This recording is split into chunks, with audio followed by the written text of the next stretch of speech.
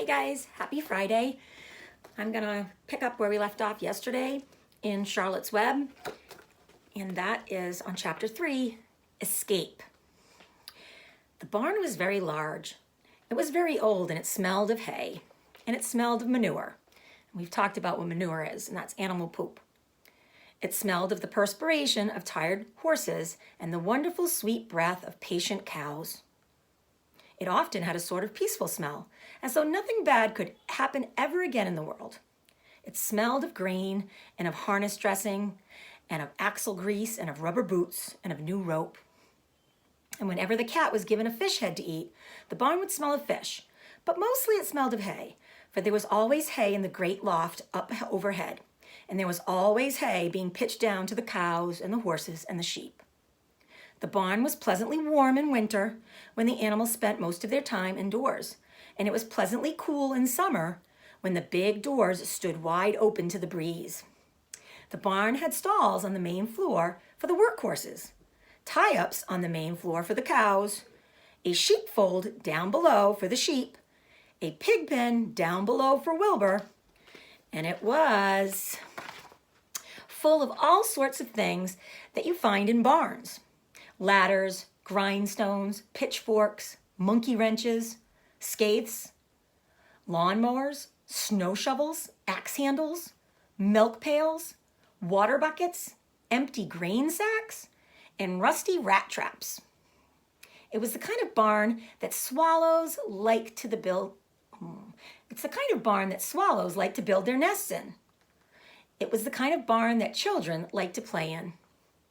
And the whole thing was owned by Fern's uncle, Mr. Homer L. Zuckerman. Wilbur's new home was in the lower part of the barn, directly beneath the cows. Mr. Zuckerman knew that a manure pile is a good place to keep a young pig. Pigs need warmth, and it was warm and comfortable down there in the barn cellar on the south side. Fern came almost every day to visit him.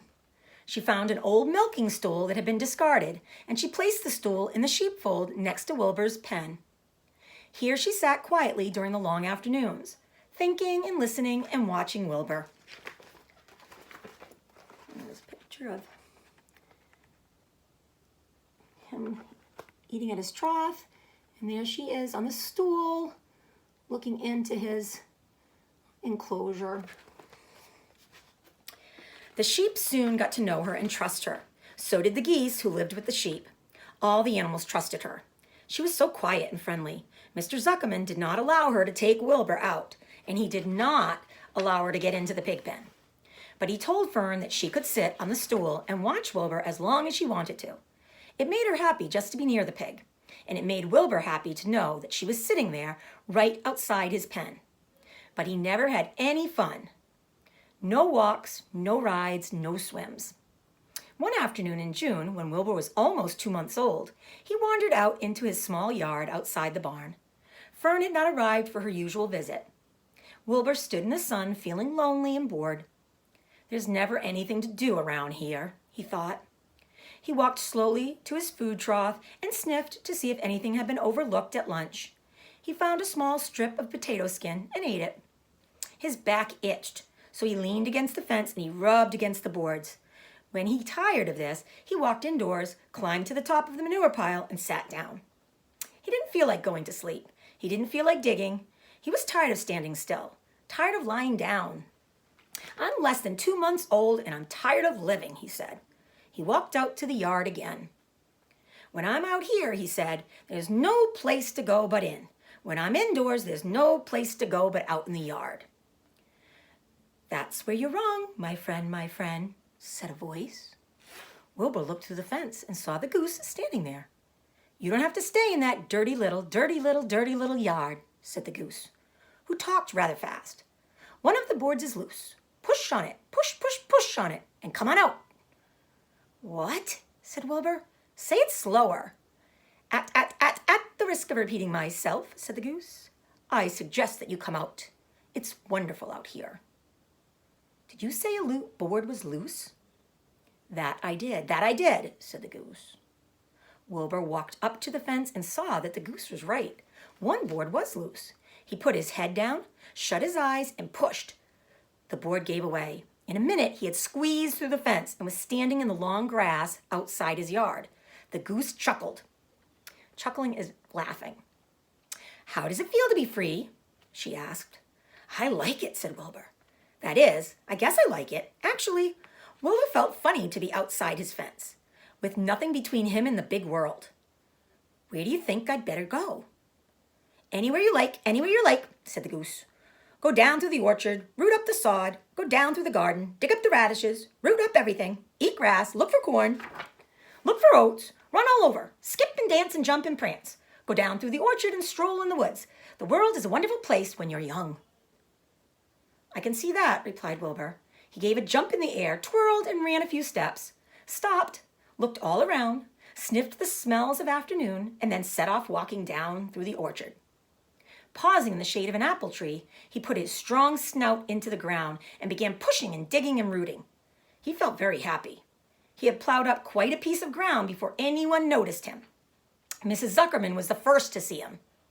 She saw him from the kitchen window, and she immediately shouted for the men. "Homer!" she cried. "Pigs out! Lurvy, pigs out! Homer, Lurvy, pigs out! He's down there under the apple tree." "Now the trouble starts," thought Wilbur. "Now I'll catch it." The goose heard the racket, and she too started hollering. "Run, run, run, run, run downhill. Make for the woods, the woods," she shouted to Wilbur. "They'll never, never, never, never catch you in the woods." The Cocker Spaniel heard the commotion, and he ran out from the barn to join the chase. A Cocker Spaniel is a type of dog.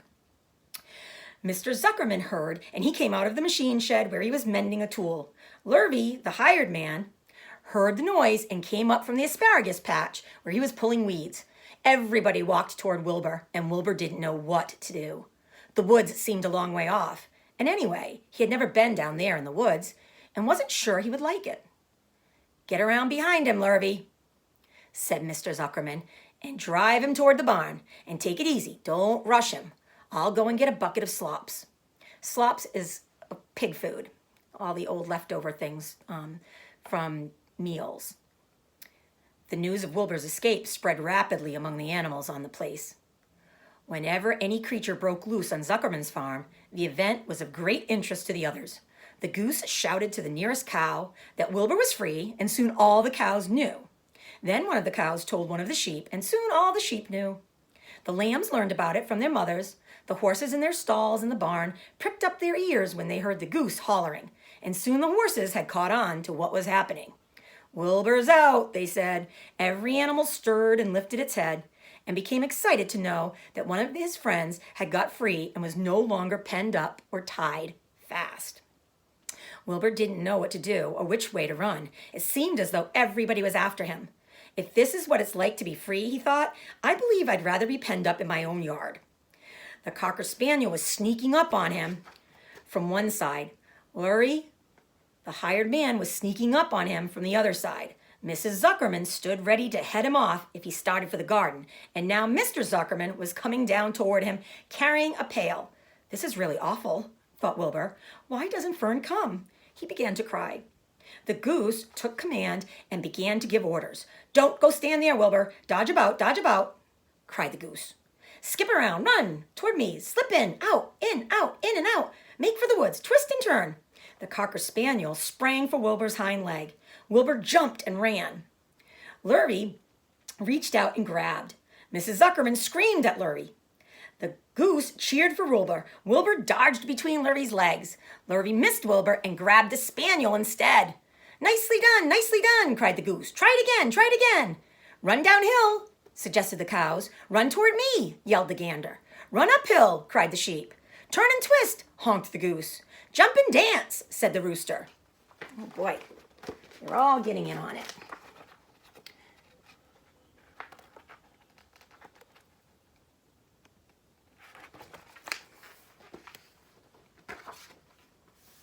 "Look out for Lurvy," called the cows. "Look out for Zuckerman," yelled the gander. "Watch out for the dog," cried the sheep. Listen to me, screamed the goose. Poor Wilbur was dazed and frightened by this hullabaloo. He didn't like being the center of all this fuss. He tried to follow the instructions his friends were giving him, but he couldn't run downhill and uphill at the same time. And he couldn't turn and twist when he was jumping and dancing, and he was crying so hard he could barely see anything that was happening. After all, Wilbur was a very young pig. Not much more than a baby, really. He wished Fern were there to take him in her arms and comfort him. When he looked up and saw Mr. Zuckerman standing quite close to him, holding a pail of warm slops, he felt relieved. He lifted his nose and sniffed. The smell was delicious. Warm milk, potato skins, wheat middlings, Kellogg's cornflakes, and a popover left over from the Zuckerman's breakfast. "Come, pig," said Mr. Zuckerman, tapping the pail. "Come, pig." Wilbur took a step toward the pail. "No, no, no, no, no," said the goose. "It's the old pail trick, Wilbur. Don't fall for it. Don't fall for it. He's trying to lure you back into captivity, captivity. He's appealing to your stomach." Wilbur didn't care. The food smelled appetizing.